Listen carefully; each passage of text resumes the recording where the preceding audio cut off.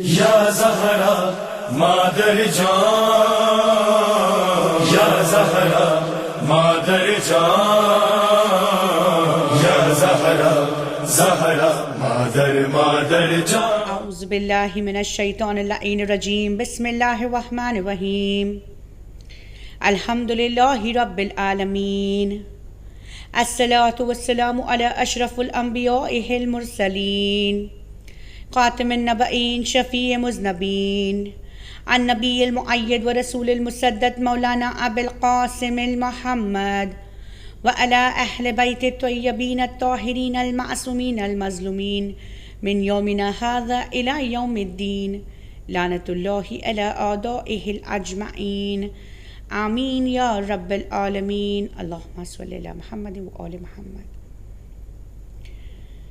ناظرین اکرام، السلام علیکم ورحمۃ اللہ وبرکاتہ۔ ایام فاطمہ کا دوسرا دن، موضوع سخن حسب اور نسب کی شاہکار شہزادی فاطمۃ الزہرا سلام اللہ علیہا۔ یہ وہ باعظمت خاتون ہیں کہ جسے پروردگار عالم نے نوری ملکوتہ انسان کامل کا مجسمہ بنا کر اس روئے زمین پر ہماری ہدایت کے لیے بھیجا۔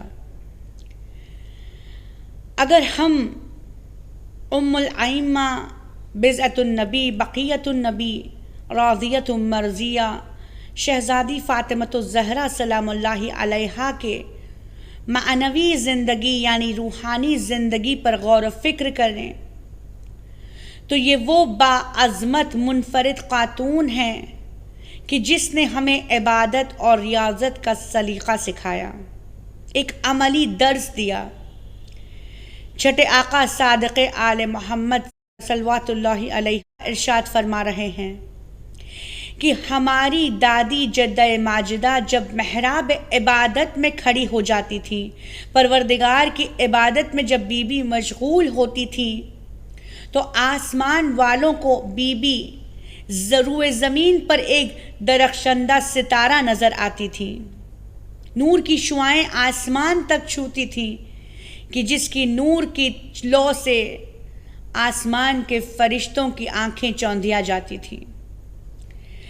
آپ کی عبادت کا یہ عالم تھا کہ جب پروردگار کی کنیز خاص پروردگار کی تسبیح اور تحلیل میں مصروف ہو جاتی تھی تو پروردگار عالم خداوند متعال آپ کی خدمت انجام دینے کے لیے روح الامین جبرائیل کو اس روئے زمین پر بھیج دیتے کہ جو آپ کے فرزند کا جھولا بھی جھلاتے۔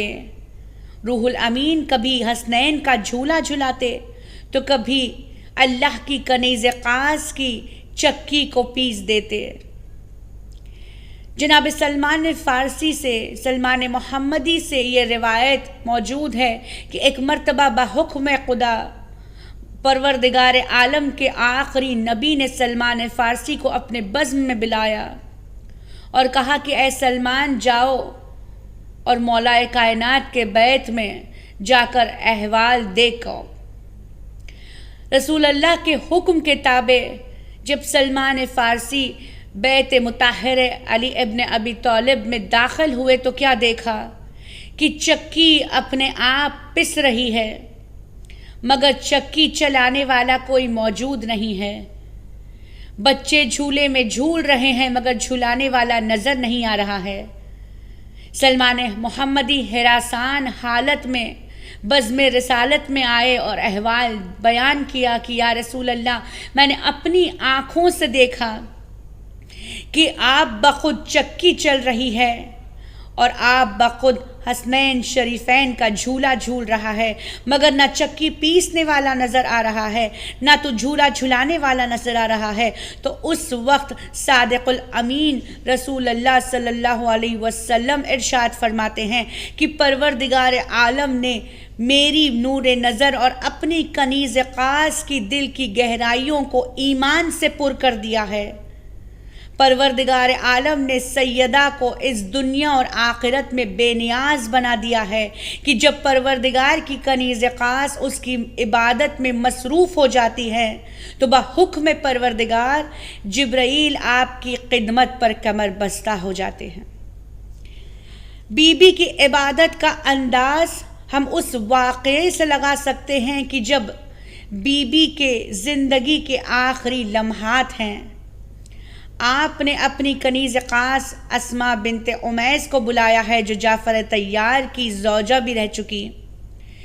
اسماء بنت امیس کو بلایا اور کہا کہ اے اسماء، میں اپنے حجرے میں چلی جاؤں گی، جب تک تمہارے کان میں تسبیح اور تحلیل کی آواز آتی رہے سمجھ لینا کہ فاطمہ کی سانسیں چل رہی ہے، مگر جہاں تسبیح کی آواز نہ سنائی دے، تسبیح کی آواز بند ہو جائے تو سمجھ لینا کہ دختر رسول نے اس دنیا سے کوچ کر لیا ہے۔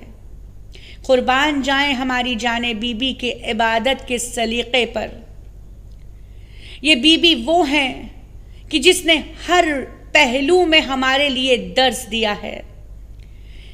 یہ وہ بی بی ہیں کہ جو صدیقہ کبریٰ ہیں۔ اگرچہ بے شک مریم کی صداقت کی گواہی قرآن دے رہا ہے، مریم صدیقہ طاہرہ ہیں، مگر مریم اپنی صداقت اور طہارت کے لیے نبی کی گواہی کی محتاج ہے۔ اپنے ہر لفظ کی میں ذمہ دار۔ جناب مریم کا واقعہ قرآن مجید میں موجود کہ جہاں جناب مریم نومولود جناب عیسیٰ کو روح اللہ کو رکھے پریشان اور ہراسان ہیں، سوال کرتی ہیں کہ پروردگارا، اگر میں شہر میں داخل ہوں اور لوگ مجھ سے اس بچے کے متعلق سوال کریں تو میں کیا جواب دوں؟ تو الہام ہوا کہ تم چپی کا روزہ رکھنا، جب کوئی تمہیں بچے کے متعلق سوال کرے تو بچے کی طرف اشارہ کر دینا۔ اور قرآن شاہد ہے کہ نبی خدا نے جناب مریم کی طہارت اور صداقت کی گواہی دی۔ بے شک جناب مریم صدیقہ طاہرہ ہیں، مگر صدیقہ کبریٰ فخر مریم شہزادی فاطمۃ الزہرا سلام اللہ علیہا وہ باعظمت اور باکمال بی بی ہیں کہ جو خود نبوت کی گواہ بن کر میدان مباہلہ میں گئی تھی۔ میدان مباہلہ میں جب پنجتن پاک گئے، آپ کے نور کو دیکھ کر نجرانی خوف زدہ ہو گئے۔ جہاں مباہلے میں 4 مرد معصوم ایک جیسی صداقت کے حامل تھے، وہیں پر ایک خاتون، ایک منفرد خاتون سیدۃ النساء العالمین فاطمہ زہرا سلام اللہ علیہا وہ تھی کہ جو اس صداقت کی تنہا عورتوں میں حاملہ تھی۔ یہ وہ بی بی ہیں کہ جس کی شجاعت بے مثال۔ جہاں شجاعت کی بات آتی ہے، شجاعت کی 2 قسمیں، ایک شجاعت قلب اور دوسری زبان کی ادبی شجاعت، کہ جہاں جابر سلطان کے سامنے انسان کو حق کا اعلان کرنا ہوتا ہے۔ شہزادی کونین کے قلب مطہر میں پروردگار عالم نے ان دونوں شجاعتوں کو بھرپور طریقے سے نازل کیا تھا۔ بی بی کی قلب کی شجاعت جا بجا بارہا آپ کی زندگی میں واضح ہوتی ہے، بالخصوص وہ موقع کہ جب ہجرت کی رات اللہ کا رسول بحکم پروردگار مکے سے مدینے کی طرف ہجرت کر رہے تھے، اور اللہ کے ولی کو یہ حکم ہوا تھا کہ آپ رسول اللہ کے بستر پر استراحت فرمائیں، محو استراحت ہوں، آرام فرمائیں۔ اور تاریخ اس بات کی شاہد ہے کہ علی نے ایک رات کی ایسی نیند لی کہ مرضی الہی کو میرے مولا نے خرید لیا۔ علی ابن ابی طالب نے رضائے علی اللہ الہی کو خرید لیا، رضائے پروردگار کو خرید لیا۔ جہاں کل ایمان کی شجاعت اس وقت واضح طور پر نمایاں طور پر لوگوں کے سامنے آئی کہ 40 قبیلوں کی ننگی شمشیروں کے سائے میں علی نے سکوت اختیار کیا ہوا، اطمینان سے پروردگار کے حکم کی اطاعت کرتے ہوئے، اللہ کے نبی کے حکم کی اطاعت کرتے ہوئے ایک رات کی سکون کی نیند لے کر اپنی شجاعت کا اظہار کیا، تو وہیں اسی بیت نبوی میں ایک گوشے میں اللہ کی کنیز خاص بعزت نبی عبادت پروردگار میں مصروف تھی۔ جنگ احد کا وہ معرکہ کہ جہاں بڑے بڑے صحابی کفار کے خوف سے بھاگ گئے، یہ وہ قیامت خیز اور حیرت انگیز جنگ کہ جہاں خود کل ایمان فاتح خیبر غالب علی کل غالب علی ابن ابی طالب صلوات اللہ علیہ پر 16 گہری ضربتیں تحفظ رسول میں لگی، اور جب ابلیس کی چیخ میدان میں گونجی کہ اللہ کے نبی نعوذ باللہ شہید ہو گئے، تو صحابہ میدان چھوڑ کر فرار ہو گئے، جس کی شہادت خود قرآن بڑھ کر دے رہا ہے۔ تاریخ کا یہ واقعہ شاہد ہے کہ ایسے خوف زدہ عالم میں شہزادی کونین اپنے کنیز صفیہ کے ساتھ اس میدان میں گئی اور رسول اللہ کو مرہم پٹی بھی کی، جناب حمزہ کی لاش پر گریہ بھی کیا۔ بی بی کا یہ فعل دکھا رہا ہے کہ آپ کے قلب کی شجاعت کا عالم اور عظمت کیا تھی۔ اب جہاں بات ادبی زبانی شجاعت کی آتی ہے تو یہ وہ بی بی ہیں بعزت رسول سیدۃ النساء العالمین، اللہ کی کنیز خاص، علی کی شریک حیات، اپنے حق کا مطالبہ کرنے کے لیے دربار میں گئیں۔ جب لوگوں نے آپ کے حق کو غصب کیا تو بی بی علی کے سائے میں، شیر خدا کے سائے میں، حسنین کے ہمراہ، سید شباب اہل الجنہ کے ہمراہ اس دربار میں جانا بی بی نے گوارا کیا۔ بی بی نے تا قیامت تک کی عورتوں کے لیے درس دے دیا کہ حجاب عورت کی حد بندی نہیں بلکہ اس کا وقار ہے۔ بی بی نے بتا دیا کہ جہاں حق کی بات آتی ہے تو عورت پر لازم ہے کہ وہ اپنے حق کو طلب کرے۔ وہ بی بی کی جس نے ایک نابینا کو اپنے بیت میں آنے کی اجازت نہیں دی، رسول اللہ کا وہ تاریخی واقعہ کہ جہاں بعزت رسول کے دروازے پر اللہ کا رسول منتظر ہے، اذن دخول مانگ رہے ہیں اور یہ کہہ رہے ہیں کہ اے فاطمہ، آج میرے ساتھ میرا ایک نابینا صحابی بھی موجود ہے۔ یہ ایک معصوم کی گفتگو دوسرے معصوم کے لیے تاکہ ہمیں درس مل جائے۔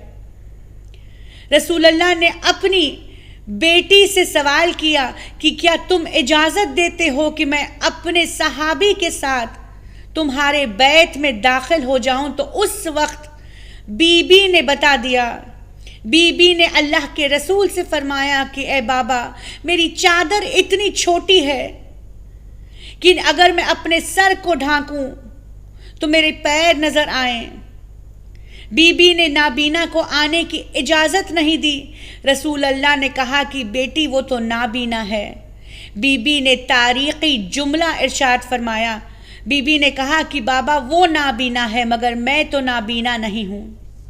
ایسی با عظمت اور با حجاب بی بی نے اپنے حق کا مطالبہ کرنے کے لیے دربار میں جا کر یہ دکھا دیا کہ حجاب صرف گھر میں بیٹھنے کا نام نہیں ہے بلکہ گھر سے باہر نکل کر اپنے آپ کو نامحرموں کی نگاہوں سے بچانے کا نام ہے۔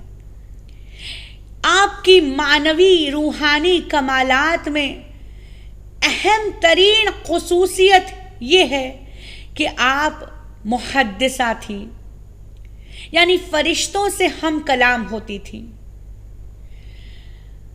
پروردگار عالم کے آخری نبی کے بعد آیت کا نزول کا سلسلہ تو منقطع ہو گیا، مگر سلسلہ وحی بضعت رسول پر بھی جاری رہا۔ وحی اللہ کا ایک مخصوص رابطہ ہے جو اس کے ارادے کا مشتاق ہے۔ یہ مشیت الہی کے تحت یہ سلسلہ قائم رہتا ہے۔ قرآن میں خود جناب مریم، مادر عیسیٰ اور مادر موسیٰ پر وحی کا ذکر کیا گیا ہے۔ پروردگار نے کبھی شہد کی مکھی پر وحی کی ہے تو یہی قرآن کبھی زمین پر وحی کرنے کا ذکر کر رہا ہے۔ تو غرض وحی پروردگار کی ارادے سے ہوتی ہے اور بی بی پر وحی کا سلسلہ جاری رہا، مگر یہ وحی کوئی آیتوں کے نزول کے سلسلے میں جاری نہیں رہی، بلکہ روح الامین جبرائیل اللہ کی کنیز خاص سے گفتگو کرنے کے لیے روئے زمین پر آتے تھے۔ جب اللہ کے رسول اس دنیا فانی سے کوچ کر گئے تو بضعت رسول پر یہ وقت بہت گراں گزرا۔ بی بی مستر رہتی تھی، گریہ فگن رہتی تھی، تو پروردگار کے حکم سے بی بی کی دلجوئی کرنے کے لیے روح الامین اس روئے زمین پر تشریف فرما ہوتے تھے۔ اور تاریخ لکھتی ہے کہ روح الامین جبرائیل بی بی کے پاس بیٹھ کر آپ کو چند الہامات سے آگاہ کرتے تھے۔ یہ عالمہ یا غیر معلمہ تھی، ایک معصوم کی گفتگو دوسرے معصوم سے، تاکہ تاریخ میں واقعات درج ہو جائے اور عظمت سیدہ لوگوں پر واضح ہو جائے۔ روح الامین جبرائیل نے جو الہامات بی بی کو دیے تھے، علی شیر خدا باب علم نے اسے قلم بند کر دیا تھا، اور آہستہ آہستہ یہ سارے الہامات ایک صحیفے کے شکل میں جمع ہو گئے تھے کہ جسے مصحف فاطمہ کہا جاتا ہے۔ اب کہیں یہ نہ سمجھ لینا کہ اس مصحف فاطمہ پر کسی مذہب اور ملت کا ایمان ہے کہ یہ کوئی دوسرا قرآن ہے۔ قرآن صرف ایک ہے۔ اللہ کے نبی نے بس ایک قرآن اس روئے زمین پر بھیجا، روئے زمین پر قائم ہے، تو ہر مسلمان کے، ہر فرقے کے لوگوں میں ایک قرآن موجود ہے، مگر مصحف فاطمہ کوئی قرآن نہیں، نہ تو جن سے قرآن ہے، بلکہ اس میں تا قیامت تک قائم ہونے والے ساری حکومتوں کا بھی ذکر ہے، سارے واقعات بھی موجود ہیں، اور سارے اماموں کے نام آپ کے والد کے نام کے ساتھ درج ہیں۔ چھٹے امام صادق آل محمد صلی اللہ علیہ وآلہ وسلم ارشاد فرماتے ہیں کہ مصحف فاطمہ نہ تو قرآن ہے، نہ تو قرآن کی جنس ہے، بلکہ یہ ایک مجموعہ ہے کہ جس میں تفسیر اور مختلف علوم اور تاریخ مشتمل ہے۔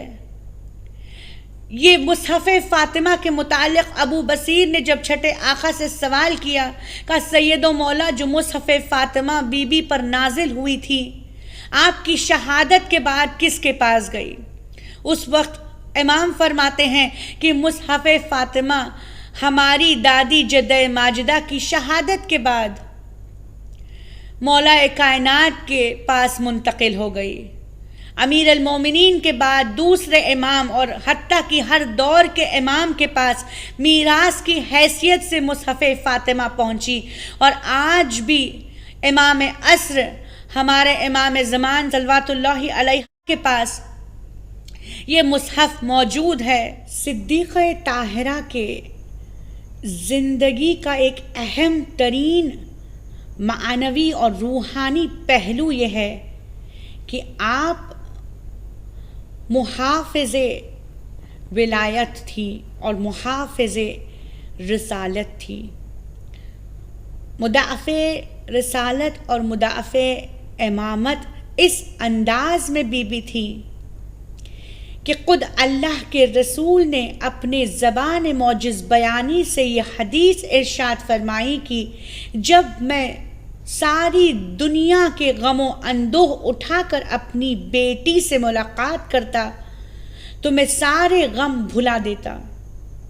بی بی نے ہمیشہ رسالت کے سامنے ایک ڈھال کی طرح کھڑے ہو کر رسول اللہ کا تحفظ کیا اور امامت کی مدافع اس انداز میں بی بی بنی کہ تاریخ اس بات کی شاہد ہے کہ بی بی نے خطبہ وسطی اس انداز میں دیا کہ مہاجرین اور انصار کی عورتوں سے بی بی نے خطاب کر کے ولایت کا اعلان اور احساس دلایا۔